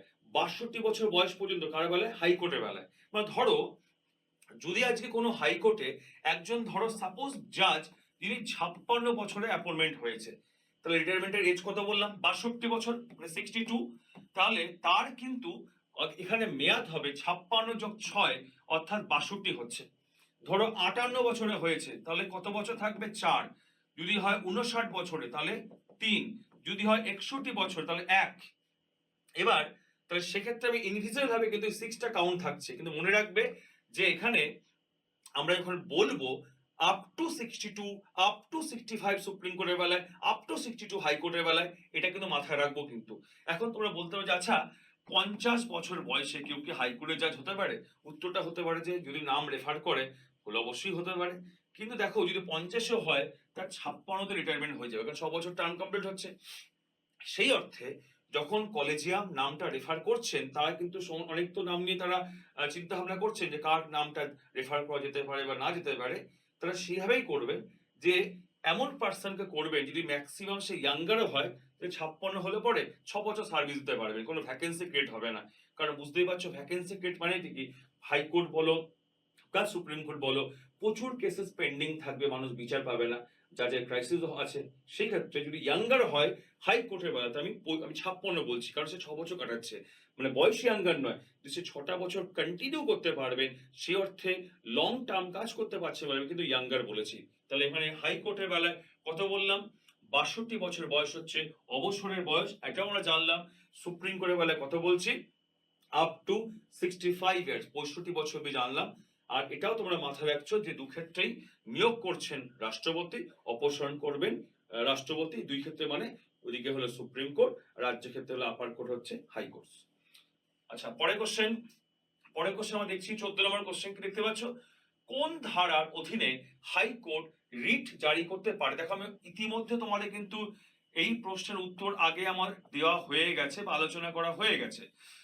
আমরা সেম কোশ্চেন তোমার কিন্তু পেয়েছিলাম সুপ্রিম কোর্ট পড়তে গিয়ে, যেখানে তোমাদের রিট কথাটার মানে বলেছি। রিট বলতে তোমরা কিন্তু এখানে সে 5খানা লেখ পড়েছিলে, একটু মনে করে দেখো। Habeas corpus, mandamus, prohibition, certiorari, quo warranto, এই যে 5টা রিটস, ওইদিকে সুপ্রিম কোর্ট জারি করতে পারছে, হাইকোর্ট জারি করতে পারছে। আমি মাত্র তোমাদের বলেছিলাম যে অনুচ্ছেদ বা আর্টিকেল 32 তোমাদের বলেছিলাম, 32 বলেছিলাম সুপ্রিম কোর্টে, তোমাদের বলেছিলাম যে হাইকোর্টের যখন সেটা হচ্ছে তোমার কিন্তু 226, তাই এটা হচ্ছে সুপ্রিম কোর্টের, এটা হচ্ছে সুপ্রিম কোর্টের, এবং এটা তোমার কিন্তু হচ্ছে হাইকোর্ট। তবে 226টা কার? এটা হচ্ছে হাইকোর্ট জারি করতে পারছে, আর 32 পাচ্ছে হচ্ছে সুপ্রিম কোর্ট। তার মানে কোশ্চেন বলছে কোন ধারার অধীনে হাইকোর্ট রিট জারি করতে পারেন। আমরা উত্তরটা আগে দিয়ে এসেছি 226, আর সুপ্রিম কোর্ট বলে কথা বলেছিলাম 32।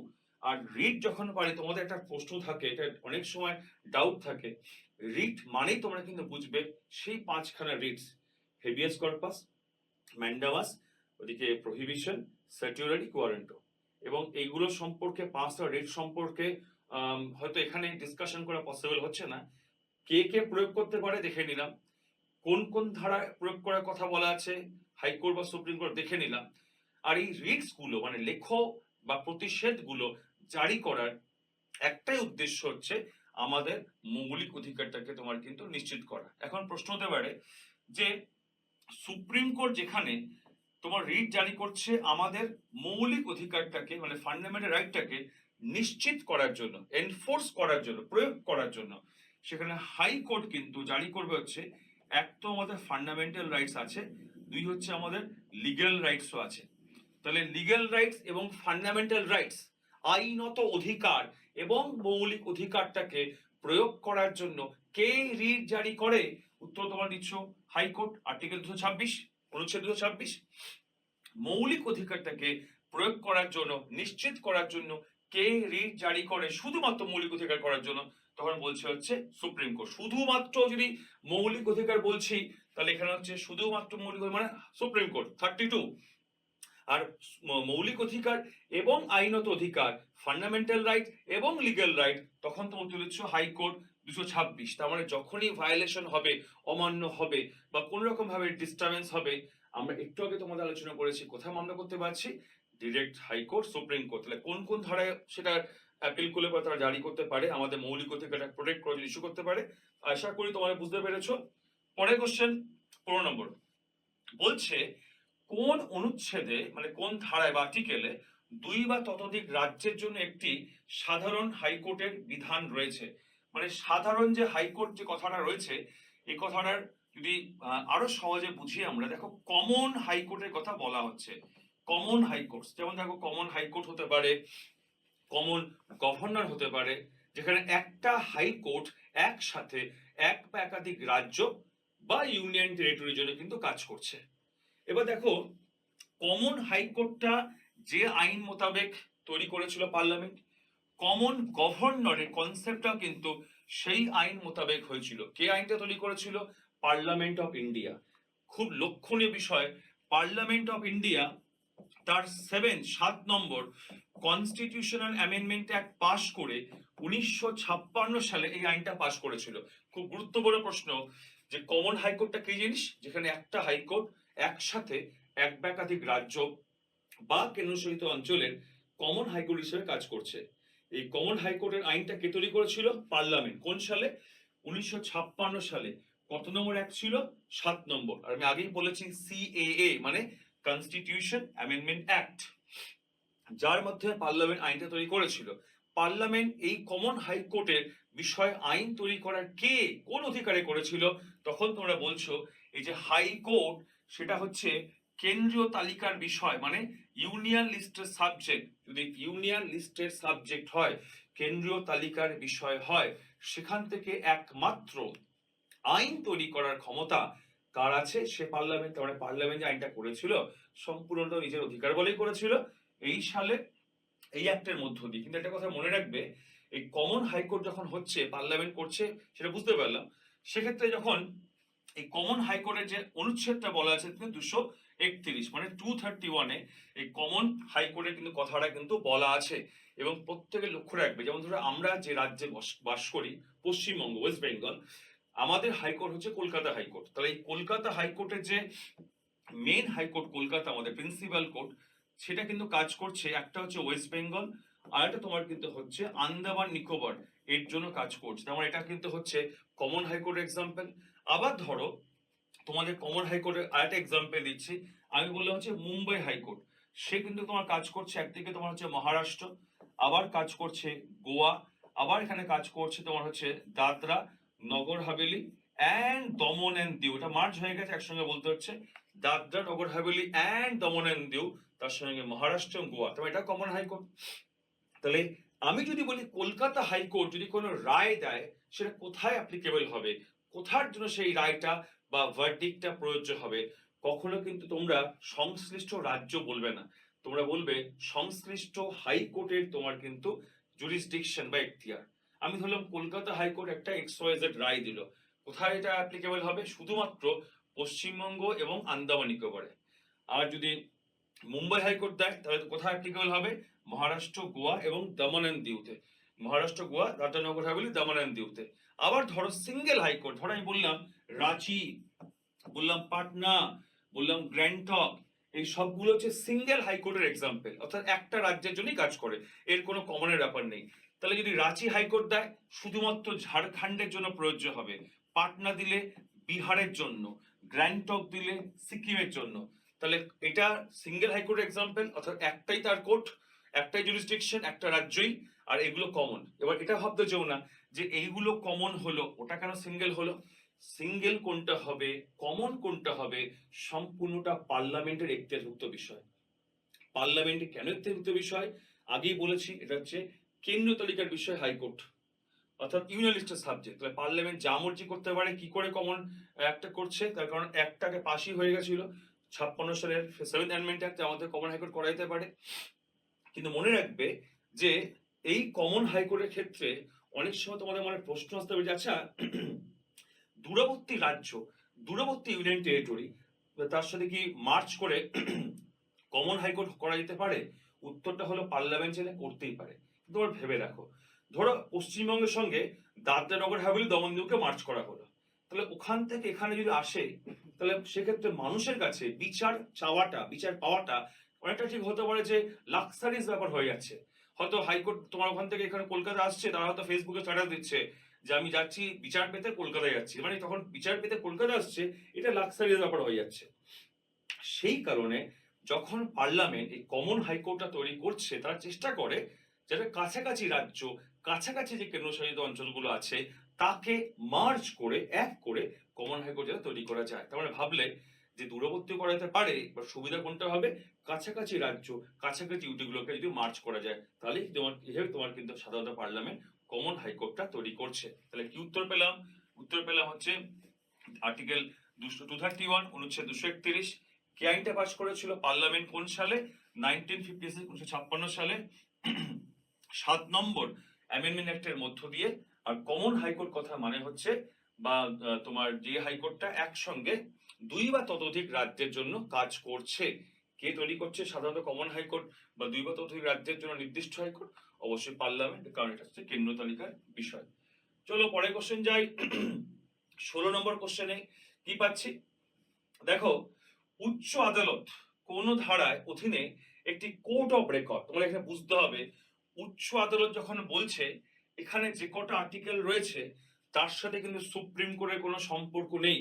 আমরা পড়ে এসেছিলাম সুপ্রিম কোর্ট সম্পর্কে বলা আছে অনুচ্ছেদ বা আর্টিকেল 124 থেকে 146 আলোচনা করা হয়েছে। তার মানে এখানে তোমরা যে যে আর্টিকেল গুলো দেখতে পাচ্ছ, এই সব আর্টিকেল গুলো কিন্তু কার সঙ্গে সম্পর্কিত? হাইকোর্ট। তার মানে কোন উচ্চ আদালতের সম্পর্কে জানতে চাওয়া হয়েছে? তোমরা বুঝবে হাইকোর্টের ব্যাপার জানতে চাওয়া হয়েছে। তাহলে এখানে কোর্ট অফ রেকর্ড কিন্তু সুপ্রিম কোর্টেও তার নির্দিষ্ট আর্টিকেল বা ধারা আছে।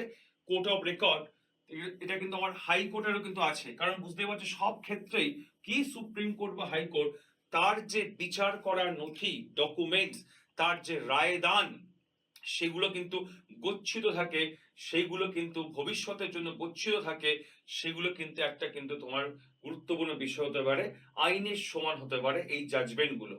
এবং যদি কোনো ক্ষেত্রে কোর্ট অফ রেকর্ড যেগুলোর সাথে বিভিন্ন বিচারের নথিগুলোকে জমা রাখা হচ্ছে, গুছিয়ে রাখা হচ্ছে, গচ্ছিত রাখা হচ্ছে, তাকে যদি কেউ অমান্য করে, যদি ভায়োলেশন করে, তাহলে কিন্তু মনে রাখতে হবে সেটা কিন্তু তোমার কিন্তু এখানে সেটা বড়সড় একটা কিন্তু কোর্টের ভায়োলেশনের মধ্যে পড়ছে। অর্থাৎ কন্টেম্প্ট অফ কোর্ট বলে একটা শব্দ আছে, অর্থাৎ আমি কোর্টের রায়টাকে অমান্য করছি, কন্টেম্প্ট অফ কোর্ট, অর্থাৎ কোর্টের রায়টাকে অমান্য করছি। আমি যদি হাইকোর্টের রায় স্যাটিসফাই না হতে পারি, আমার কাছে পরবর্তী কোর্ট আছে আপিল করার জন্য, কিন্তু আমি রায় স্যাটিসফাই হলাম না বা হইনি, তার সম্পর্কে আমি যাচ্ছে তাই মন্তব্য করে বসলাম, তাহলেই কিন্তু কন্টেম্প্ট অফ কোর্ট, মানে কোর্টকে অসম্মান করছি সেটা বলা হবে। কারণ দেখবে আমি যদি কোর্টের রায় স্যাটিসফাই হলাম না, না হতেই পারি, আমার কাছে পরবর্তী অপশন আছে যে এরপরে কোথায় আমাকে আবেদন করতে হবে, কিন্তু তা হলেও আমি যাচ্ছেটাই ভ্রমণতবা করে দিলাম, সেটা কিন্তু কখনো সম্ভবপর নয়। যদি কেউ এরকম করেছে তাহলেই কিন্তু হবে সে কন্টেম্প্ট অফ কোর্টের মধ্যে পড়ে যাবে। তাই এটা কোন আর্টিকেল বা কোন অনুচ্ছেদের মধ্যে উচ্চ আদালত বলেছে তা বুঝে যাচ্ছে এটা কার উচ্চ আদালত হবে, অবশ্যই হাইকোর্টের কথা বলা হচ্ছে। তাহলে হাইকোর্টের এখানে কোর্ট অফ রেকর্ডটা জানতে চাওয়া হয়েছে, কারণ সুপ্রিম কোর্টের তো এখানে আর্টিকেলই নেই। তাহলে আমরা এখানে করবো হচ্ছে 215 অনুচ্ছেদ বা আর্টিকেল 215-র মধ্যে কিন্তু এই হাইকোর্টসের কোর্ট অফ রেকর্ডের কথা বলা আছে। আর যদি এর বদলে যদি এর মধ্যে থেকে আর্টিকেল থাকতো তোমরা কি বুঝতে, যে সুপ্রিম কোর্টের কোর্ট অফ রেকর্ডটা জানতে চেয়েছে। তাহলে কোর্ট অফ রেকর্ড হলো যেখানে বিভিন্ন বিচারের নথি বা ডকুমেন্ট গুলোকে গচ্ছিত রাখা হয়েছে, সেগুলো একটা ভবিষ্যতের জন্য একটা লয়ের সমান ইনস্ট্রাকশন বা আবেদন, যাকে কেউ যদি অমান্য করেছে সেক্ষেত্রে তোমার কিন্তু কোর্ট অফ কন্ডাক্ট হতে পারে বা ভায়োলেশন হতে পারে, এবং সেক্ষেত্রে কিন্তু কোর্ট চাইলে বা তাকে পানিশমেন্ট দিতে পারে। তাহলে সব ক্ষেত্রে কি হাইকোর্ট বা সুপ্রিম কোর্টের এই কোর্ট অফ রেকর্ডের নির্দিষ্ট আর্টিকেল আছে, যেটা আমরা আজকে পড়লাম 215 আর্টিকেল 215, সেটা হাইকোর্টের। তাহলে সুপ্রিম কোর্টের এরকম একটা আছে। চলে যাওয়া পরের কোশ্চেন, আমরা পরের কোশ্চেন যাচ্ছি 17 নম্বরে, যে ভারতীয় সংবিধানের কোন অনুচ্ছেদে অর্থ কমিশনের কথা বলা হয়েছে। দেখো অর্থ কমিশন মানে কি, ফিনান্স কমিশন। আমি তোমাদের ইতিমধ্যে আলোচনা করেছি, কি কি জানতে পেরেছি তোমরা একটু আগেই জেনেছো, যেটা হচ্ছে কনস্টিটিউশনাল বডি। প্রথম ফরমেশন হলো 1951 সালে 51, এখন চলছে 16তম, যার শুরুয়াত হয়েছে গত নভেম্বর এই বছরে 2025 সালে, যার কাজ হলো কেন্দ্র সরকার এবং রাজ্য সরকারের মধ্যে কর বিভাজন করা, অর্থাৎ যে ট্যাক্সটা ডিস্ট্রিবিউশন করবে তার ব্যাপারে সুপারিশ করবে কে, ফিনান্স কমিশন মানে অর্থ কমিশন। সেই অনুপাতে সেন্ট্রাল গভর্নমেন্ট স্টেট গুলোকে কিন্তু রেভিনিউ শেয়ার দেবে, যে সম্পর্কে কোন অনুচ্ছেদে বলা আছে ইতিমধ্যেই তোমাদের বলে দিয়েছিলাম, প্রিভিয়াস কোশ্চেনের মধ্যে তোমরা পেয়েছো অনুচ্ছেদ বা আর্টিকেল 280-তে। তাহলে তোমরা খুব ভালো করে মাথায় রাখছো, অনুচ্ছেদ 280 ফিনান্স কমিশন অর্থ কমিশন কনস্টিটিউশনাল বডি কোন সালে প্রথম হলো, আর এখন কত নম্বর চলছে, কবে দায়িত্বভার নিয়েছে, এর কাজটা কি, কেন্দ্র সরকার বা রাজ্য সরকারের মধ্যে কর বিভাজন করতে কিন্তু সাহায্য করে। এবং তোমরা মনে রাখবে যে অর্থ কমিশন বা ফিনান্স কমিশন যেমন কেন্দ্রে তোমার প্রেসিডেন্ট গঠন করছেন প্রতি 5 বছর পর পর, কাজ হলো কেন্দ্র সরকার রাজ্য সরকারের মধ্যে কর বিভাজন করতে রিকমেন্ডেশন বা সুপারিশ করা।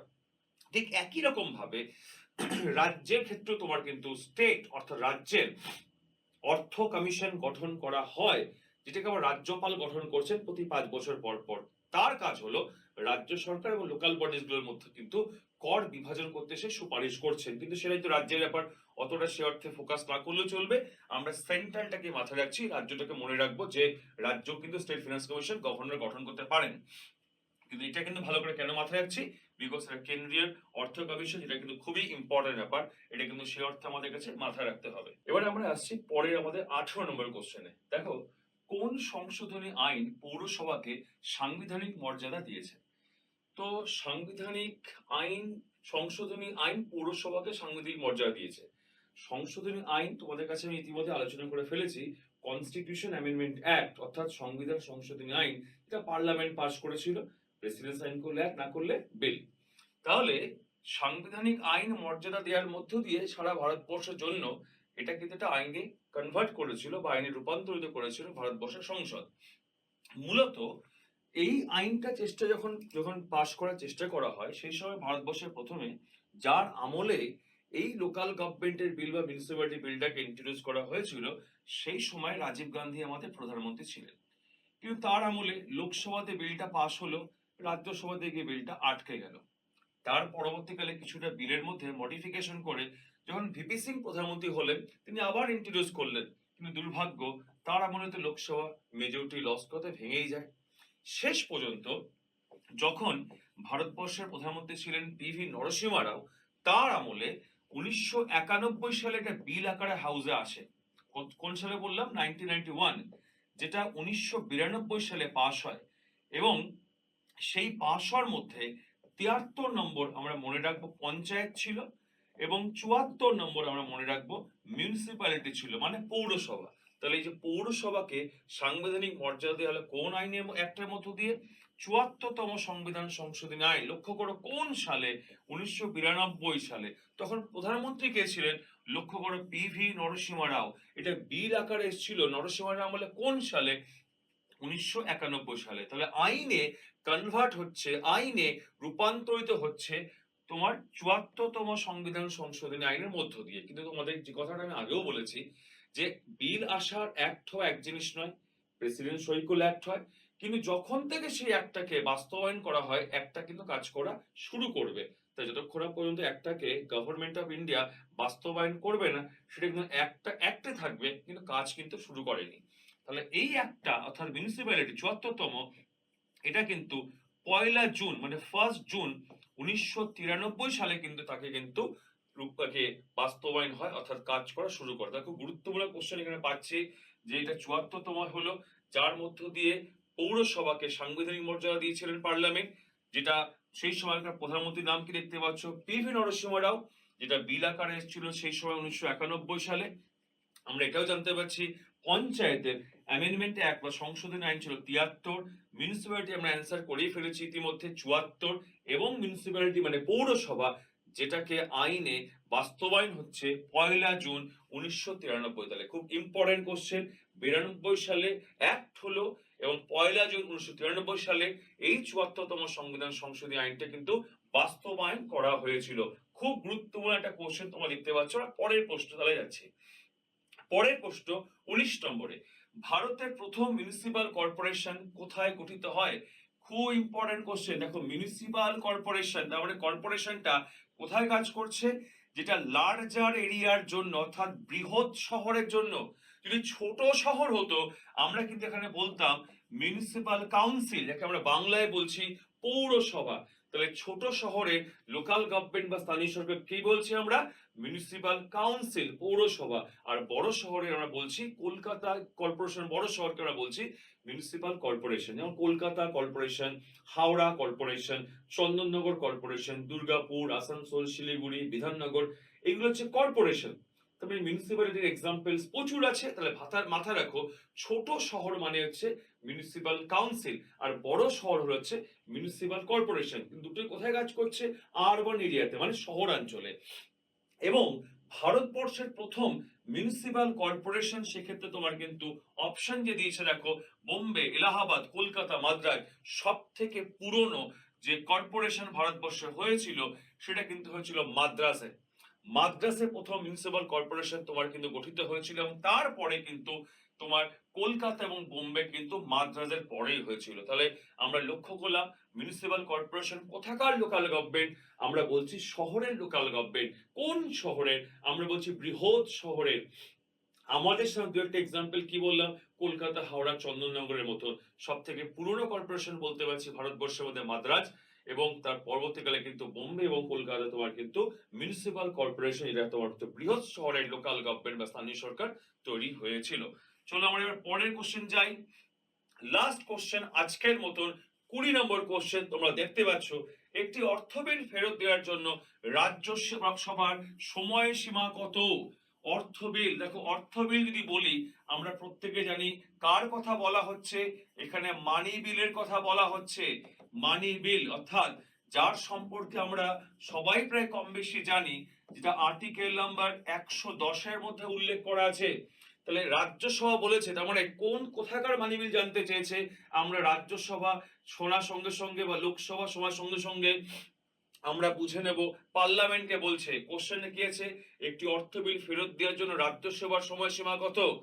প্রথম কথা বুঝবে যে অর্থ বিল দিয়ে বুঝলাম তার মানে পার্লামেন্টের কথা বলছে, অর্থ বিলটা কোথাকার হবে, সেন্ট্রালে। কারণ রাজ্য মানি বিল আছে সেটা জানতে চাইনি, আমাকে রাজ্যসভা দিয়ে বোঝানো হচ্ছে পার্লামেন্টে সেন্ট্রালের মানি বিল।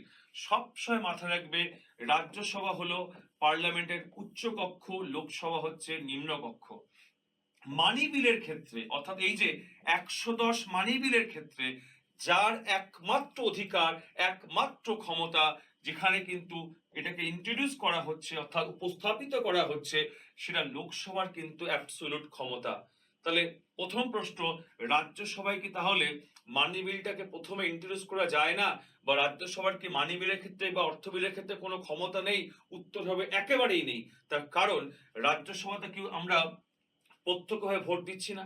আমরা ভারতবর্ষের নাগরিক, সার্বিক প্রাপ্তবয়স্কের ভোটাধিকার, অ্যাডাল্ট ফ্র্যাঞ্চাইজি, আমরা প্রত্যক্ষভাবে কিন্তু ভোট দিই লোকসভার ক্ষেত্রে, লোকসভাতে। তার মানে অর্থ বিলের ক্ষেত্রে বা মানি বিলের ক্ষেত্রে লোকসভার যা ক্ষমতা আছে, রাজ্যসভার কোনো ক্ষমতা নেই। কেন লোকসভার ক্ষমতা আছে? আমরা ডিরেক্ট ভোট দিচ্ছি, প্রত্যক্ষ ভোট দিচ্ছি। আমরা মানে কারা? দেশের নাগরিক যাদের 18 বছর বয়স হয়ে গেছে, অর্থাৎ সার্বিক প্রাপ্তবয়স্কের ভোটাধিকার। এবার ধরো এই অর্থ বিল বা মানি বিলটা কি? আমাদের মনে প্রশ্ন আসে, এটা কি জিনিস যেখানে লোকসভা এককভাবে ক্ষমতা ভোগ করেন? দেখো, যখন আমি সেন্ট্রাল দিয়ে বা কেন্দ্র দিয়ে বলছি, সাধারণত কেন্দ্রের যে ফান্ডগুলো আছে, অনেকেই নাম জানো, consolidated fund of India, public account fund of India বা কন্টিজেন্সি ফান্ড অফ ইন্ডিয়া, যে তুমি সেন্ট্রাল এই ফান্ডগুলো আছে, যত রকমের আয় ব্যয় অর্থাৎ উপার্জন বলো বা তার থেকে খরচ বলো, এই সবগুলোই হচ্ছে সাধারণত মানি বিলের তোমার আলোচিত বিষয় বা মানি বিলের কন্টেন্ট, বিষয়বস্তু। তাহলে এই মানি বিলের ক্ষেত্রে কোন কক্ষ বা হাউস একক ক্ষমতা ভোগ করছেন? লোকসভা। কোন আর্টিকেলের মধ্যে এটা উল্লেখ করা আছে? 110 কেন্দ্রের মানি বিল। এবং লোকসভা কেন আমরা প্রত্যক্ষ ভোট দিচ্ছি? তাই যে লোকসভাতে রাষ্ট্রপতির কাছ থেকে, প্রেসিডেন্টের কাছ থেকে আগাম অনুমতি নিয়ে ভারতবর্ষের অর্থমন্ত্রী, ফিনান্স মিনিস্টার, তিনি কিন্তু তাকে ইন্ট্রোডিউস করছেন, অর্থাৎ উপস্থাপিত করছেন। কার কাছ থেকে আগাম পারমিশন হচ্ছে? অর্থমন্ত্রীর কাছ থেকে। তার মানে যদি লোকসভা মনে করেছে মানি বিলটাকে রাজ্যসভায় পাঠাবে তো পাঠাতে পারে, যদি মনে করেছে পাঠাবো না তো পাঠাবে না, তার মর্জি। রাজ্যসভার কিন্তু অর্থ বিলের ক্ষেত্রে কোনো ভূমিকা নেই, পাঠালাম কি পাঠালাম না লোকসভার উপর নির্ভর করছে। ধরো ধরো যে লোকসভা মনে করছে আমি পাঠাবো, যে তাদের কোনো মতামত আছে নাকি শুনবো, তবে সেক্ষেত্রে কিন্তু লোকসভার যে গার্জিয়ান অর্থাৎ পরিচালনা করেন, সে হলো অধ্যক্ষ বা স্পিকার, যেমন আমাদের আছেন ওম বিড়লা। তার একটা সার্টিফিকেট লাগবে যে তিনি বলছেন যে হ্যাঁ এটা মানি বিল। কখন লাগবে? যদি রাজ্যসভাতে পাঠানো হয়, যদি পাঠানো না হয় লাগবে না। এইবার ধরো রাজ্যসভা কোনো সুপারিশ করেছে এই মানি বিল বা অর্থ বিলের বিষয়, লোকসভার মর্জি, মানবে কি মানবে না। চাইলে লোকসভা মানতেও পারে, চাইলে রিজেক্টও করতে পারে, তার মর্জি। কিন্তু যদি দেখা যায় যেদিন রাজ্যসভায় পাঠানো হয়েছিল সেই দিন থেকে সর্বাপেক্ষা 14 দিনের মধ্যে, অর্থাৎ 14 ডেজের মধ্যে বিলটা এখনো ব্যাক করেনি, ফেরত আসেনি, যেদিন পাঠালাম, যদি আমি আজকে পাঠাই, আজ থেকে 14 দিন ম্যাক্সিমাম, সর্বাপেক্ষা এই 14 দিনের মধ্যে যদি ব্যাক না করে, ধরে নেওয়া হবে বিলটা পাস হয়ে গেছে এবং তখন কিন্তু প্রেসিডেন্ট অফ ইন্ডিয়া তাতে সই করতে বাধ্য। সই করলে এক, তাকে আটকানোর কোনো ক্ষমতা রাষ্ট্রপতির বা প্রেসিডেন্টের নেই। তার কারণ প্রেসিডেন্টই তো তোমার প্রায়র রিকমেন্ডেশনে, অর্থাৎ আগাম অনুমতি নিয়ে এই অর্থ বিলটাকে লোকসভাতে পেশ করা হয়েছিল। তার তিনি কোন ভাবে আটকাবেন, কোন পথে আটকাবেন, তার তো কাছে অপশন নেই।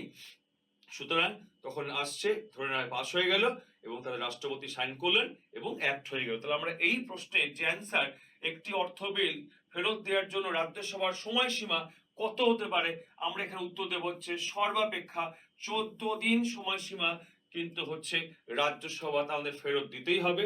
ফেরত দিলেও ভালো, না দিলেও ভালো, আমরা বুঝে গেছি লোকসভায় কিন্তু একক ক্ষমতা ভোগ করে অর্থ বিল বা মানি বিলের ক্ষেত্রে। সুতরাং আমরা আশা করি যে যে প্রশ্নগুলো তোমাদেরকে আমরা এসএসসি সিএমডি পরীক্ষার দিকে তাকিয়ে আমরা আলোচনা করলাম তোমাদের উপকারে লাগবে, তোমরা বুঝতে পেরেছো। বা আগামী যে ক্লাসগুলো হবে আমরা এরকম আরো অনেক নতুন নতুন প্রশ্ন, যেগুলো আমরা এসএসসি, ডব্লিউবিএসএসসি সি এবং ডি থেকে তাকিয়ে আমরা আলোচনা করব, আশা করা যায় সেগুলো তোমাদের কিন্তু উপকারে লাগবে। সেটা আমাদের কাছে ভীষণভাবে কিন্তু তোমাদের কাছে যেমন গ্রহণযোগ্য হবে এবং তোমরা কিন্তু সেগুলো বুঝতেও পারো, এটা আমরা আশা রাখি। সুতরাং অপেক্ষা থাকুক আমাদের পরবর্তী ক্লাসের জন্য।